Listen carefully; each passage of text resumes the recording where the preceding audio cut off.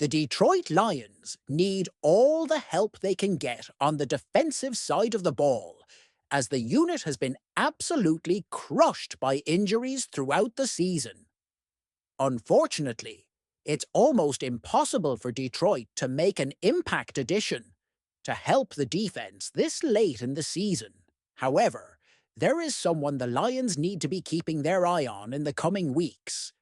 That someone is Miami Dolphins defensive lineman Calais Campbell, who recently revealed that it's possible the Dolphins could waive him upon being eliminated from playoff contention so that he can join a playoff-bound team. Whether Calais Campbell will finish season here is fluid. Barry Jackson of the Miami Herald wrote, "Will be here at least as long as in playoff contention. If Finn's eliminated, Dolphins releasing him to join contender still in play." While the Dolphins haven't been eliminated just yet, they are very close.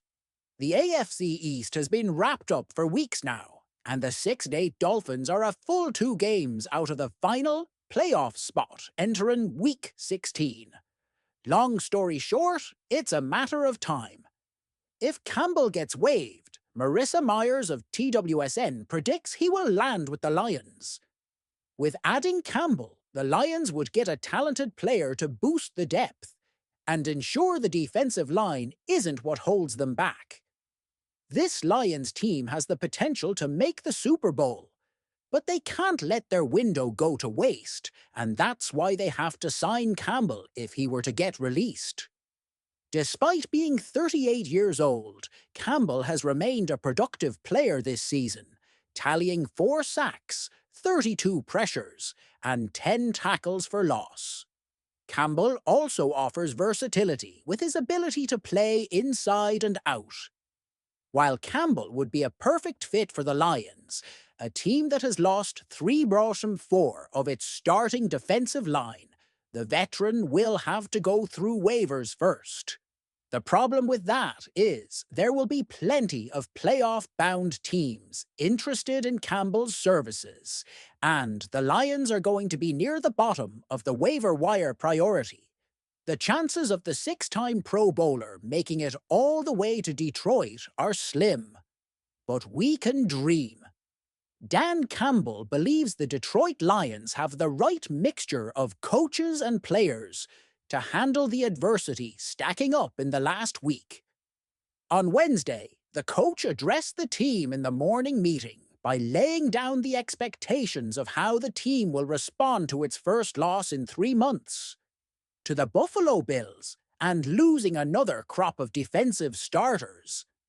Detroit dropped to 12-2 on the season and reached nearly 24 players placed on injured reserve after losing Alan McNeil, Carlton Davis, and Khalil Dorsey. Let me say this first. Man, anytime you lose players, it's hard. It's the obvious that everybody sees is you lose the player and that production and what he's done on the field. But it's more than that to us. It's more than that to his coaches and his teammates. They bring so much more to the table than just out there running around and trying to make plays. What they bring to the locker room, the laughs you have, the bonds you have with those guys. So when you lose a guy like Alan McNeil, who's a big part of what we do, and David Montgomery, and Khalil Dorsey, and Carlton Davis, man, those hurt. Those hurt, man, and you hate losing guys like that. But at the same time, we've got an opportunity. And I told those guys, and with anybody who's been hurt, Aidan Hutchinson, to John, Kaminsky, to all of them, this can't be in vain. These injuries, that these guys, which all of our guys lay it on the line. But we can't let these injuries be in vain. All of those players helped us get to the point we're at. These last 4 helped us get to 12 wins, and we owe it to them to finish this thing out, and that's how I view it. It means there's another opportunity for other guys. You know what happens is you win 11 in a row, and you lose. and then the sky falls. I hate to say it, but we're not going to be able to win 11 in a row again for the rest of this season. We're just not going to be able to do it. What happens is you get used to eating filet. And I'm talking, it was just fine, and it gave you everything you needed. Sometimes you've got to get punched in the mouth and remember what it used to be like to really appreciate where you are. And we'll do that. We've got a bad taste in our mouth. We got kicked around the other day. We lost a few guys, and you know what? It's exactly what we needed. This is exactly what we needed. So we're going to bounce back. We're going to respond. We've got guys who are about to have an unbelievable opportunity here, and we will play the game any way needed to win. We've still got a good offense. We've got plenty of defensive players. I could go rattle them off right now. We're going to put the best 11 on the field. We're going to freaking cut it loose. We're going to play with our special teams, and I don't give a crap if we've got to win by 1 point for the rest of the year. That's what we're going to do, and I'm going to be happy about it. If we come out of the game with 50 yards of total offense and we win by 1, you're going to see smiles on my face from ear to ear, I can promise you. So we're going to find a way, and we're going to get it done. I just hit it head on, Campbell said. And tell them what the facts are. This is where we are at. This is how we are viewed right now. And look, nobody writes our story, man. We're the only ones who write our own story. So, we have the pen. And there's a lot of football left. And I think we are looking forward to this, to be honest with you. The Lions fell behind from the start in the 48-42 loss to Buffalo.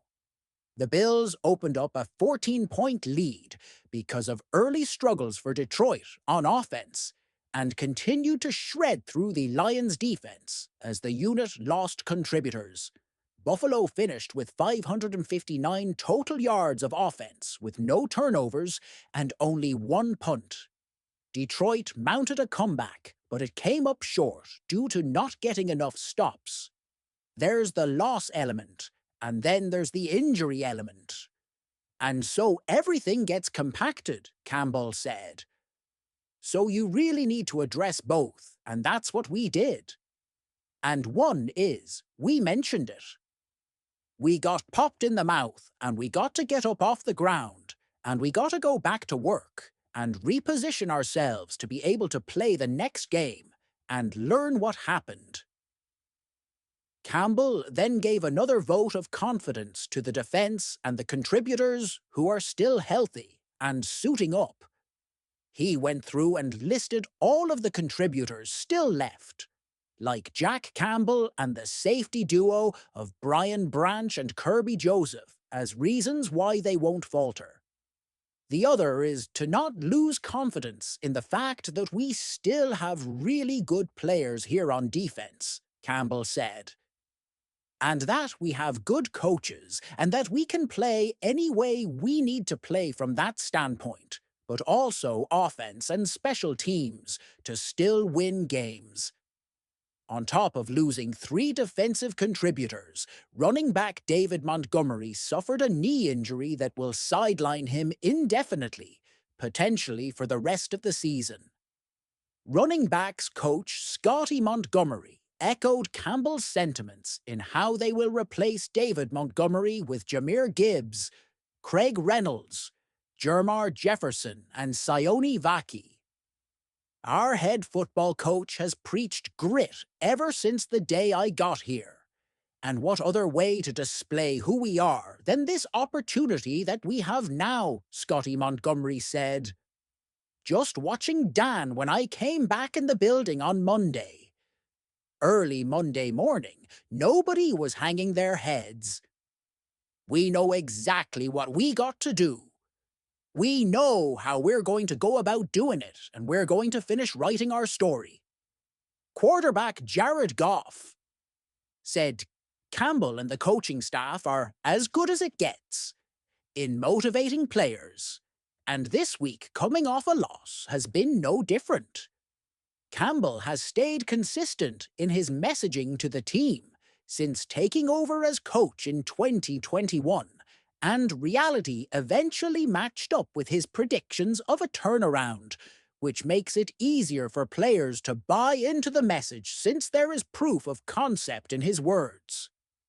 It's like relative, right? Goff said. Because adversity 2 years ago is different than adversity right now. So watching him stand in the storm in 1-6, start of 2022, and 3-13 or whatever we were that first year, that's what, for me, makes his words mean so much more now when we're 12-2 facing our first loss in the last 12 weeks. So, if that's our adversity right now, we'll be fine.